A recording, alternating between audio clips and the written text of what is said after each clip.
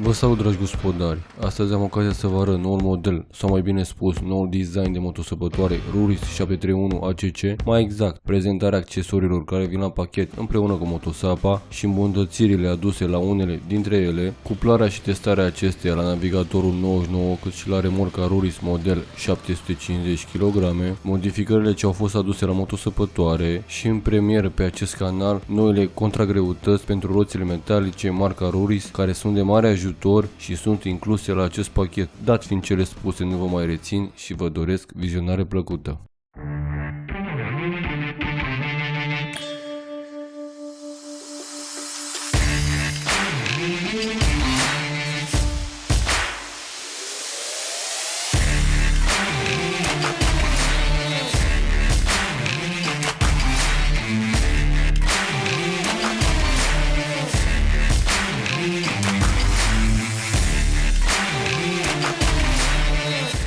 Această motosăpătoare Ruris 731 ACC are o greutate proprie de 86 de kg și poate lucra o suprafață medie de 600-1000 m2 pe oră, la o lățime de lucru cuprinsă între 56-83 cm și o adâncime de lucru de maxim 34 cm.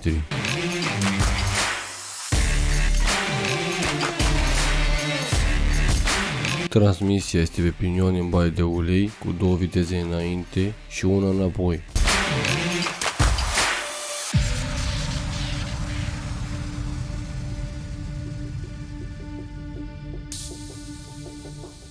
Prezintă un rezervor de combustibil cu capacitate de 4,5 litri și un consum mediu de 1 litru pe oră, benzină fără plumb, acest consum variând în funcție de dificultatea muncii realizate în momentul respectiv.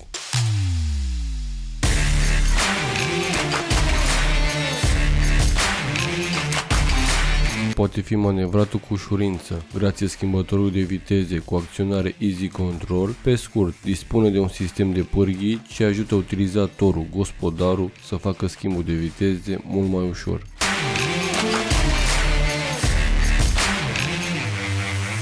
Motosăpătoarea profesională Ruris 731 ACC are un motor General NG cu o putere netă de 7,5 cai putere în 4 timpi. Totodată, puterea maximă a motorului de la acest model este de 8,5 cai putere. Pentru cei care nu știu, puterea maximă reprezintă puterea motorului la banc fără filtru de aer și toba de eșapament, iar puterea netă reprezintă puterea motorului cu filtru de aer și toba de eșapament. La acest model, capacitatea băii de ulei din zona transmisiei este de 2,2 litri, iar capacitatea băii de ulei la motor este de 600 ml. Acest model de motosăpătoare profesională Ruris 731 ACC permite toate tipurile de accesorizări pentru lucrările în agricultură, datorită pachetului mare de accesorii care vin incluse în preț, precum roțile de cauciuc de 500 cu 8, rarița, plugul simplu, adaptorul, dispozitivul de scos cartofi, roțile metalice de 400 fără manicoți, cultivatorul, prășitoarea, setul de contragreutăți de 10 kg, plus setul de freze și o pereche de manicoți pentru roțile de cauciuc. În continuare voi prezenta accesoriile incluse la acest pachet, dar și ce îmbunătățiri au fost aduse la unele dintre ele. Roțile de cauciuc au o dimensiune 500 cu 8 și sunt livrate cu setul de manicoți pentru fixarea acestora pe axul transmisiei, având ca rezultat o bună aderență în sarcină. Adaptorul este utilizat pentru cuplarea și ajustarea diferitelor accesorii la motosapă. Plugul Ruris cu o brază se utilizează pentru aratul terenurilor agricole, la o adâncime de lucru cuprinsă între 15-20 cm, adâncime ce variază în funcție de tipul solului și inclinația acestuia. Cultivatorul prășitoarea poate fi folosită în toate lucrările agricole care implică curățarea culturilor de burienele din jurul plantelor.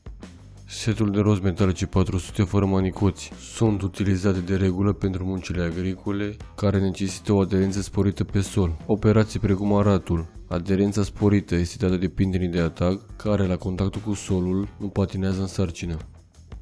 Setul de manicoți este utilizat pentru fixarea roților metalice sau roților de cauciuc pe axul transmisiei de la motosapă. Rarița este folosită pentru realizarea biloanelor, pentru răsaduri sau pentru semințele ce trebuie plantate, prin afânarea solului în prealabil cu motosăpătoarea. Comparativ cu primele modele de accesorii, această rariță a fost îmbunătățită, iar la prima vedere o îmbunătățire ar fi adăugarea unei piulițe în zona de prindere a tije metalice, în acest mod reușind o fixare stabilă a acesteia, dar și o eficiență sporită în lucru, fără eventualele mișcări de plasări din zona fixată. Dispozitivul de scos cartofi, după cum îi spune și numele, este folosit pentru recoltarea culturilor de cartofi. Acesta poate recolta la mai multe adâncimi de lucru, în funcție de tipul de plantare, iar timpul mediu de recoltare este de 300 de metri pătrați pe oră. Și la acest accesoriu au fost făcute îmbunătățiri comparativ cu primul dispozitiv Ruris, de acest fel scos pe piață. Îmbunătățirea principală ar fi redefinirea designului anterior, pentru o eficiență cât mai sporită la scoaterea cartofilor, evitându-se pierderi mari ale recoltei. Setul de freze, din câte știm, acestea sunt utilizate pentru mărunțirea solului la plantarea diferitelor culturi necesare într-o gospodărie. Acest ultim model de freze are două îmbunătățiri importante comparativ cu vechiul model, și anume, s-a modificat mărit distanța dintre talere și cuțitele frezelor pentru a se evita încărcarea rapidă cu pământ și îngreunarea acestora în sol. Iar a doua îmbunătățire la prima vedere ar fi calitatea mai bună a metalului de la cuțitele frezelor, cât și grosimea sau rezistența celor două talere laterale. Noile contragreutăți marca Ruris permite la pachet. Pe scurt, aceste contragreutăți sunt utile la lucrările solului de tip arătură pentru a asigura aderența motosapei pe sol. Setul este compus din două contragreutăți, a câte 5 kg fiecare, și este recomandat să fie utilizat pentru modelele de motosape cu puteri cuprinse între 7 și 10 cai putere. La ora actuală, fiind printre cele mai mari pachete cu accesorii incluse din gama de motosăpătoare Ruris, sincer, chiar și de pe piața din România de motoutilaje. Din punct de vedere al specificațiilor tehnice, adică puterea motorului, greutatea proprie, adâncimea de lucru și așa mai departe, noul model rămâne neschimbat. Tot ce pot spune este că o primă modificare vizibilă la noul model este mai mult de design, și anume modificarea aripilor de protecție. Acestea sunt bine gândite să fie mult mai eficiente, ergonomice și sigure comparativ cu anterioarele modele, în situații de drum nefavorabil, precum drum nămolos, cu pietriș și așa mai departe. În continuare puteți observa cuplarea și testarea pe drum a acestui model la navigatorul 99 și remorca Ruris model 750 kg.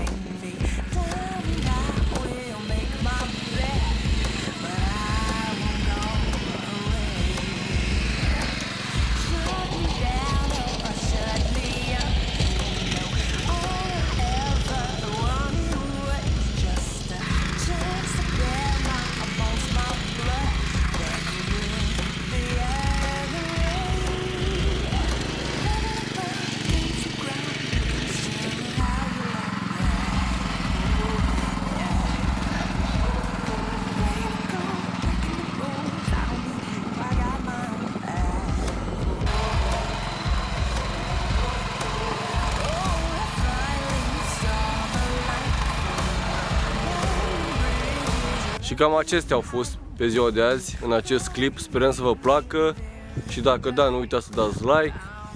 Iar spre final vă urăm toate cele bune, multă sănătate și mult spor în ceea ce faceți. Forță! Salutare! Forță. Salutare! Bye bye! Ciao! Bye bye, bye bye!